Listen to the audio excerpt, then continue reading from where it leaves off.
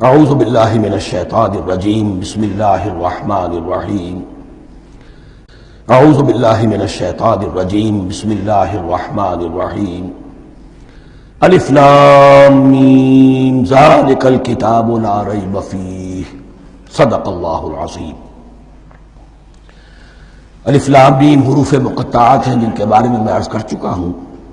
ذالک الکتاب لا ریب فیہ، یہ وہ کتاب ہے اس میں کوئی شک نہیں۔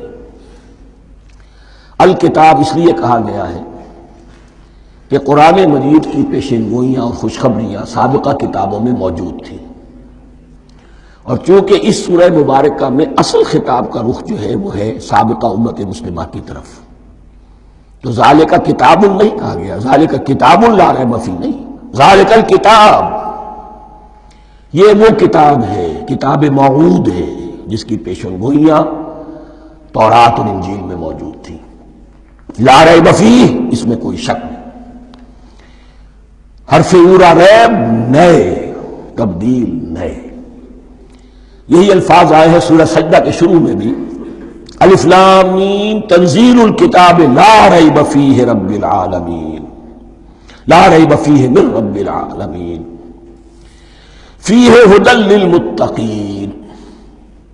فیہ دونوں طرف مل سکتا ہے، لا ریب فیہ اسے معانقہ کہتے ہیں، لا ریب فیہ پڑھیں گے تو ھدی سے شروع کر دیں گے، لا ریب پر ختم کر دیں گے تو فیہ ھدی للمتقین، یہ دونوں معنی درست ہوں گے۔ ھدی للمتقین یہ ہدایت ہے، رہنمائی ہے اہل تقویٰ میں جو بچنا چاہیں۔ تقویٰ کا اصل مفہوم سمجھ لیجئے، وقاء یقین کسی کو بچانا، تقویٰ خود بچنا۔ جن لوگوں کے اندر فطرت سلیمہ ہوتی ہے ان میں اخلاقی حس موجود ہوتی ہے، وہ بری چیز سے بچنا چاہتے ہیں، بھلی کو حاصل کرنا چاہتے ہیں، وہ لوگ ہیں کہ جو گویا کہ اس قرآن کا اصل مخاطب ہے، وہی اس سے استفادہ کر سکیں گے۔ الذین یؤمنون بالغیب، اب ان کے کچھ اوصاف، یہ اصل میں بہت زیادہ واضح ہوتا ہے تعویل خاص کے اعتبار سے کہ دیکھ لو درخت کو اپنے پھل سے پہچانتے ہیں، اس قرآن کے پھل موجود ہیں نا، یہ ابو بکر اور عمر اور عثمان اور علی کون ہیں؟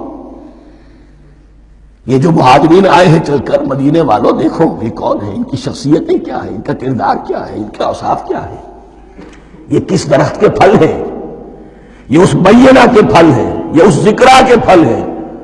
بینہ رسول من اللہ یتلو صحفا مطہرۃ فیہا کتب قیمہ، یہ اس شجرہ مبارکہ کے پھل ہیں، دیکھ لو ان کے کیا شب و روز ہے۔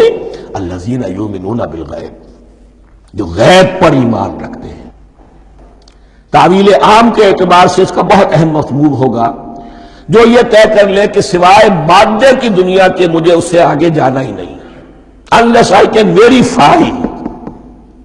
آپ کو معلوم ہے کہ میٹیریل جو حقائق ہیں وہ تو آپ ویریفائی کر سکتے ہیں، آنکھ سے دیکھ سکتے ہیں، کان سے سن سکتے ہیں، ویریفائڈ ہے۔ جو یہ سمجھ لے گا کہ اس کے بیونڈ کچھ نہیں ہے، اس کے لیے قرآن میں کوئی ہدایت نہیں۔ ہدایت قرآنی کا نقطہ آغاز یہ ہے کہ انسان یہ سمجھ لے کہ جو اصل حقیقت ہے وہ مستور ہے، نگاہوں سے چھپی ہوئی ہے، سامنے جو کچھ نظر آ رہا ہے۔ ایک انگلستان کے بہت بڑے فلسفی کی کتاب کا عنوان ہے appearance and reality, reality and appearance, Bradley کی کتاب۔ اپیئرنس جو کچھ نظر آ رہا ہے یہ حقیقت نہیں، حقیقت اس کے پیچھے ہے۔ اور کنفیوشس کا ایک جملہ ہے جو بہت بڑا حکیم اور فلسفی تھا، چین کا بہت بڑا حکیم اور فلسفی، اور ہو سکتا ہے کہ نبی ہو، واللہ عالم، ہم کہہ نہیں سکتے۔ اس کی تعلیم بڑی اخلاقی تعلیم ہے، اور اس کا جملہ سنیے، یہ یؤمنون بالغیب کی اس سے زیادہ صحیح تشریح ممکن نہیں۔ There are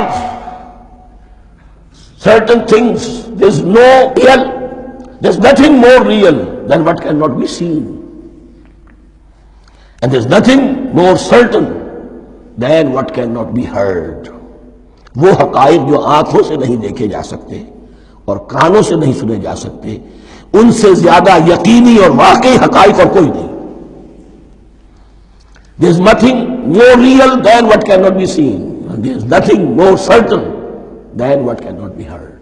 الذین یؤمنون بالغیب ویقیمون الصلاۃ، نماز قائم کرتے ہیں، ومما رزقناہم ينفقون، اور جو کچھ ہم نے انہیں دیا ہے اس میں سے خرچ کرتے ہیں، خیر میں، بھلائی میں، نیکی میں، ابنائے نو کی حاجات کو رفع کرنے میں، لوگوں کی تکلیفیں دور کرنے میں، خود اللہ کے لیے، اللہ کی رضا جوئی کے لیے، اللہ کو قرض حسنہ دیتے ہوئے